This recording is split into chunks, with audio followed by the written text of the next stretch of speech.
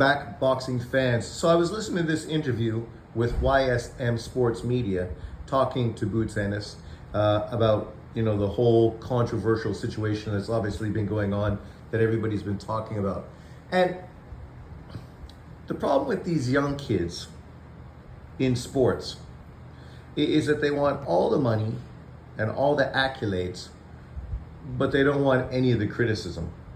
Yet you can look at every athlete that's come before them in every single sport from around the world, and you can see when a guy's name becomes bigger, the amount of criticism also grows and becomes bigger as well. That's just the way things are. The expression, it's a dog eat dog world, right? There's a lot of jealous people out there, a lot of people that look for other people's downfalls, a lot of people that, pray for somebody's downfall. And then at the same time, and I don't know if this is outside of America, but for North America, this holds true. People love a comeback story. So they love to see somebody rise to the top of a sport and then crumble and fall away, whether that's because of humiliation in defeat or personal problems or whatever it is that, brings them down. And then they love to see the comeback story, right? Because think about that. People love a comeback story. They love to see people, overcome the odds to get back to where they once were, right? And that's really sort of how you redeem yourselves. People are excited to hype you up and get you to the top, and then they start tearing the shit out of you and being hypercritical. But then once you build yourself back up to the top, now you become a legend, right? Generally, that's how it's done. If you disagree, that's fine. You can leave it in the comment section. But I mean, history shows that this is completely true with regards to not just sports, but music and acting and just life in general. I like Boots. I've always been a fan of Boots. I think Boots has that great talent to be a pound for pound top fighter in boxing. I've been saying it for years.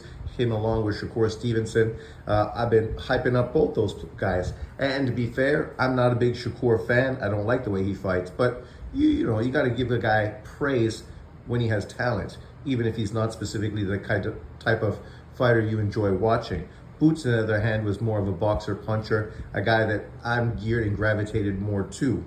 But like many great fighters, when he stepped up his level of opposition, he's underperformed.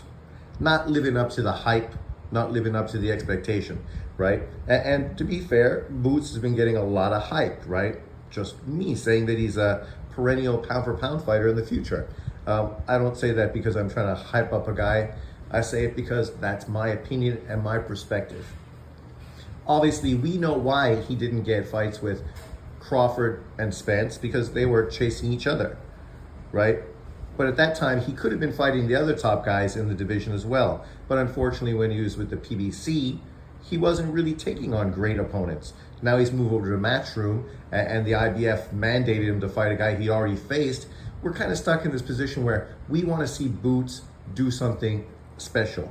But unfortunately, every time we turn around, it seems to be squashed, right? We think he could easily beat all the other champions and become undisputed and build his own legacy.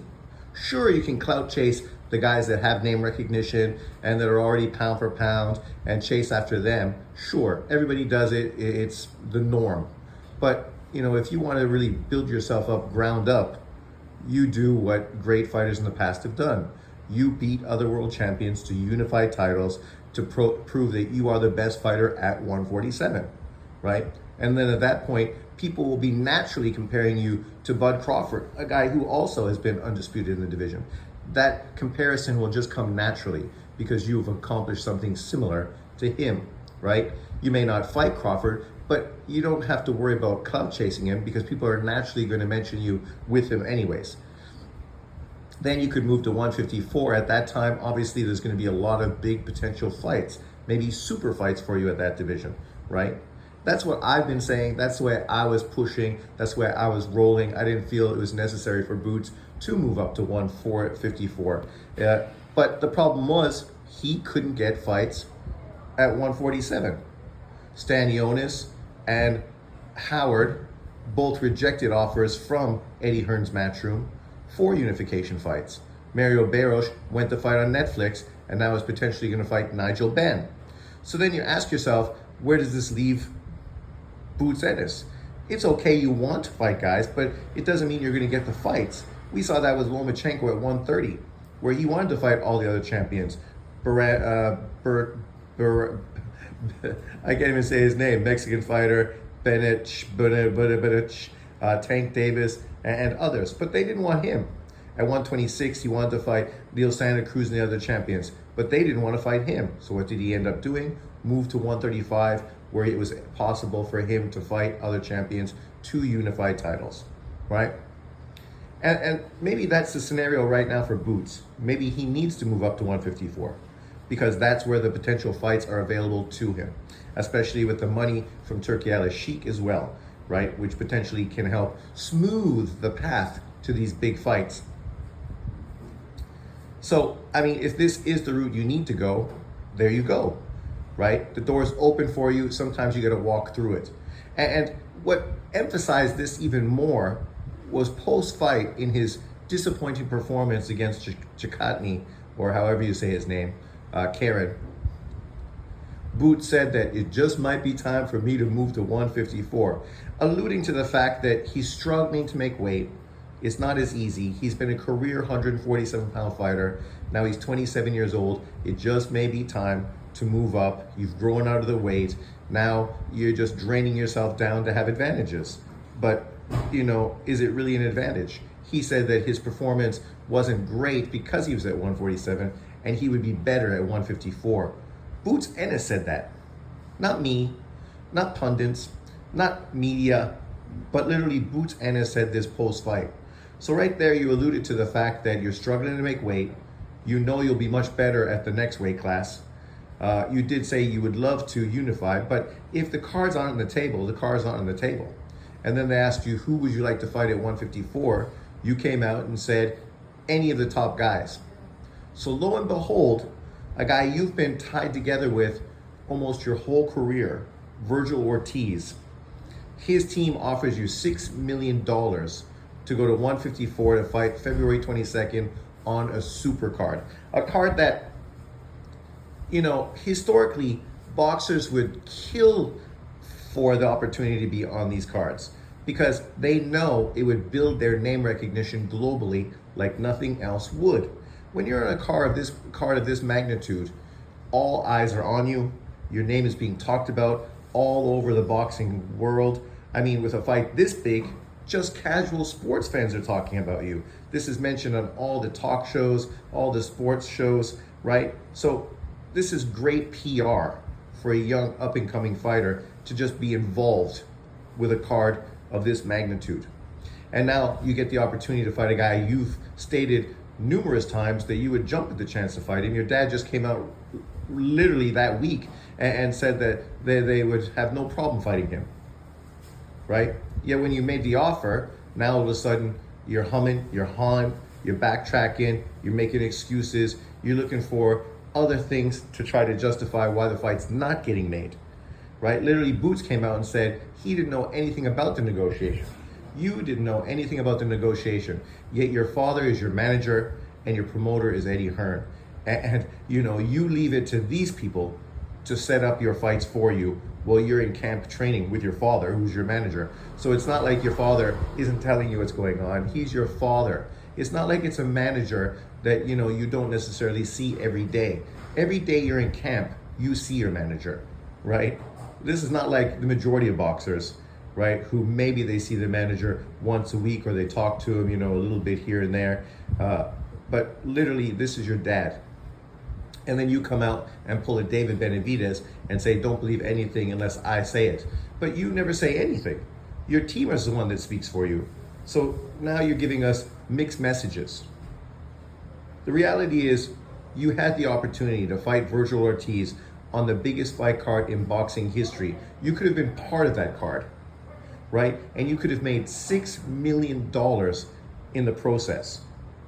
And what this would do, as we've seen with other Turki Al Sheikh opponent fighters, would open doors to more big money fights in your career. And at 27 years of age, this is the time to jump on that and exploit it as much as possible.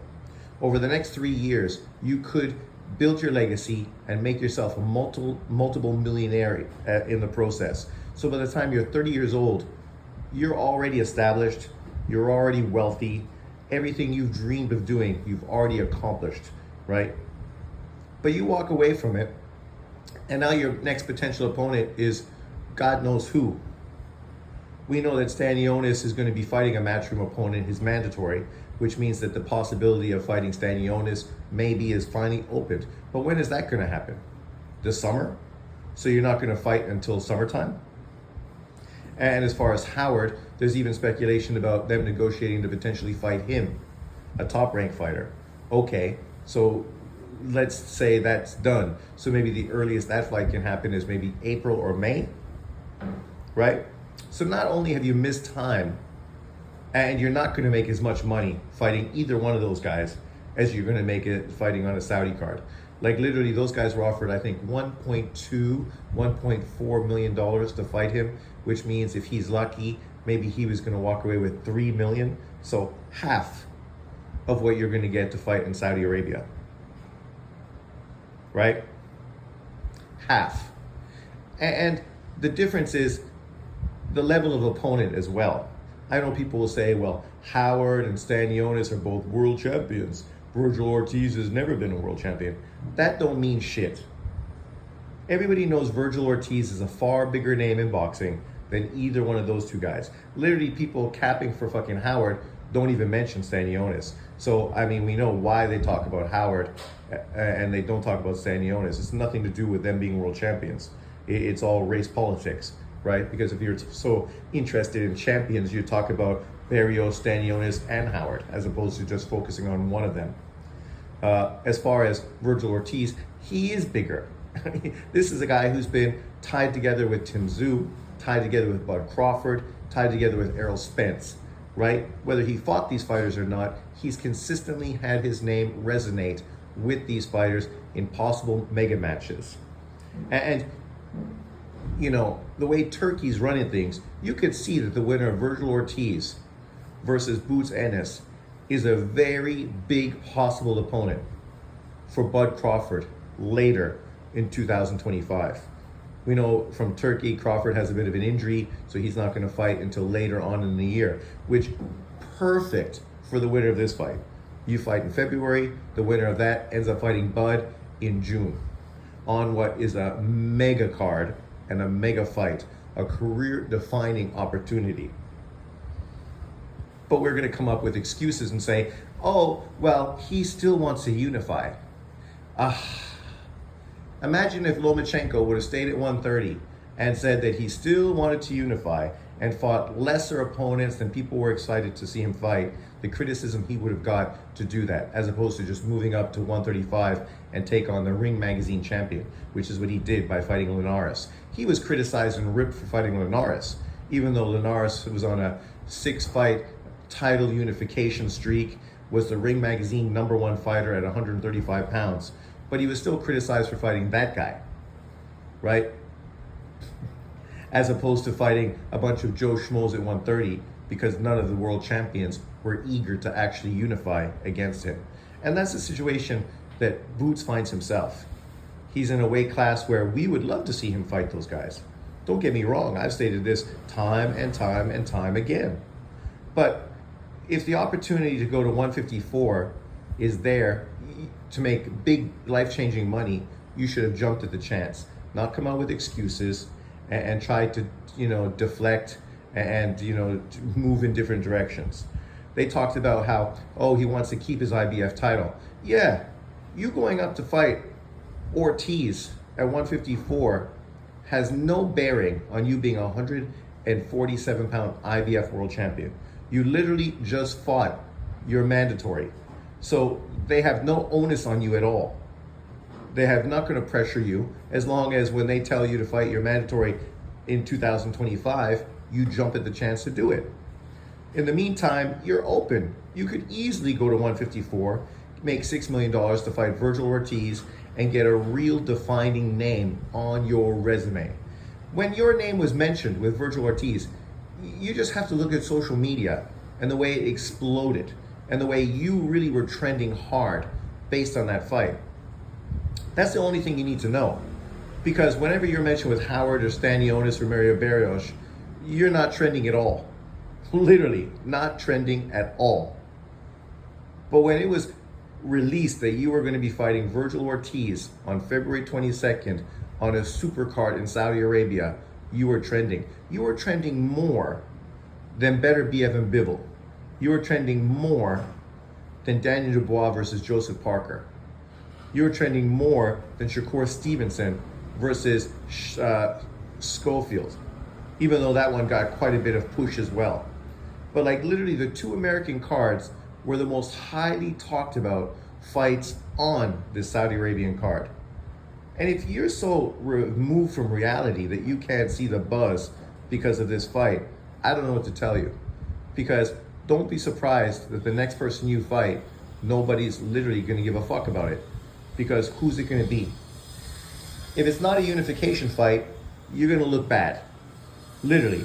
If you don't fight one of these other champions in unification in your next fight, you're going to look bad. Because you walked away from a huge fight, a huge opportunity to fight some bum-ass IBF ranked opponent that no one gives a shit about.